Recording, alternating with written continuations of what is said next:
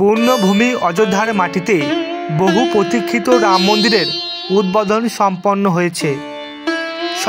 হয়েছে রামলালার প্রাণ প্রতিষ্ঠার অনুষ্ঠান। সারা দেশ জুড়ে এক যেন উৎসবের আমেজ। রাম মন্দিরকে ঘিরে জনজোয়ার অযোধ্যার রাস্তায় রাস্তায়। আর যে রামলালার মূর্তিকে ঘিরে এত কিছু, সেই মূর্তি যিনি বানিয়েছেন তার হৃদয়ে আজ আবেগের ধারা। দীর্ঘদিন সাধুর মতো জীবন কাটিয়েছেন তিনি। রামলালার প্রাণ প্রতিষ্ঠার পর আবেগতাড়িত হয়ে পড়েন মূর্তির কারিগর অরুণ যোগীরাজ। নিজেকে পৃথিবীর সবথেকে ভাগ্যবান বলে মনে করেন তিনি। কে এই অরুণ যোগীরাজ চেনেন? যে রামলালার মূর্তিকে ঘিরে এত কিছু, সেই মূর্তি যিনি বানিয়েছেন তার হৃদয়ে আজ আবেগের ধারা।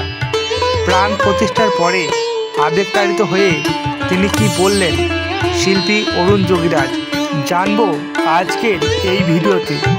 ভিডিওটি শুরু করার আগে আপনাদের কাছে আমার একটি ছোট্ট অনুরোধ, আপনারা যদি এই চ্যানেলে প্রথমবার এসে থাকেন তাহলে চ্যানেলটিকে সাবস্ক্রাইব করতে ভুলবেন না এবং অবশ্যই এই ভিডিওটি শেষ পর্যন্ত দেখুন।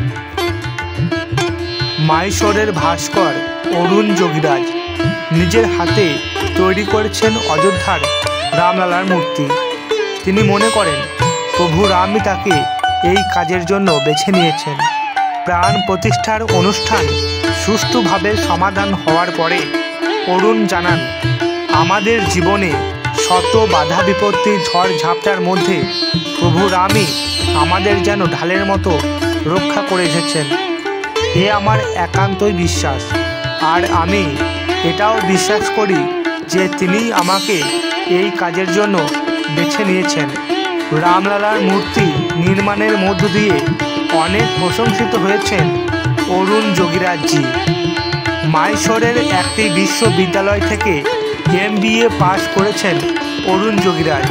একটি বেসরকারি সংস্থায় HR বিভাগে 6 মাস কাজও করেছেন তিনি।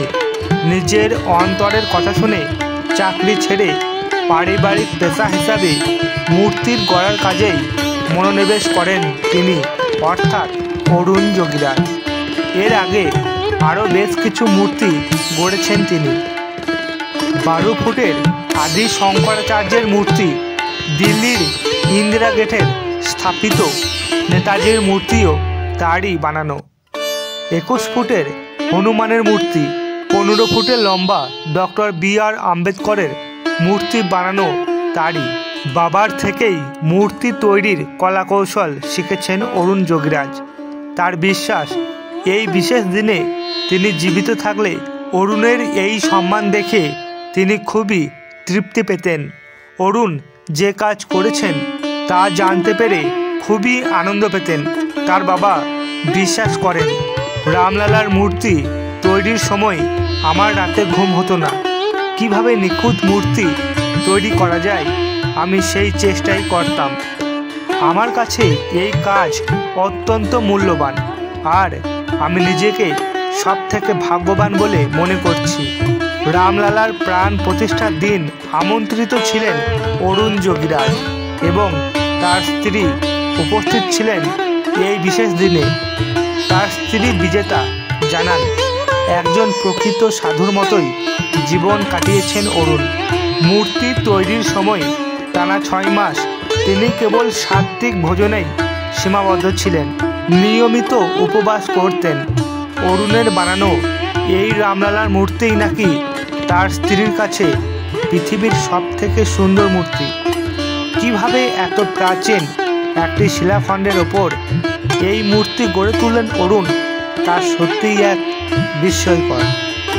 ভিডিওটির শেষে আপনাদের কাছে আমার একটি ছোট্ট অনুরোধ, আপনারা যদি সত্যিই প্রকৃত শ্রীরামচন্দ্রের ভক্ত হয়ে থাকেন তাহলে কমেন্ট বক্সে অবশ্যই ভগবান শ্রীরামচন্দ্রের নাম লিখতে ভুলবেন না।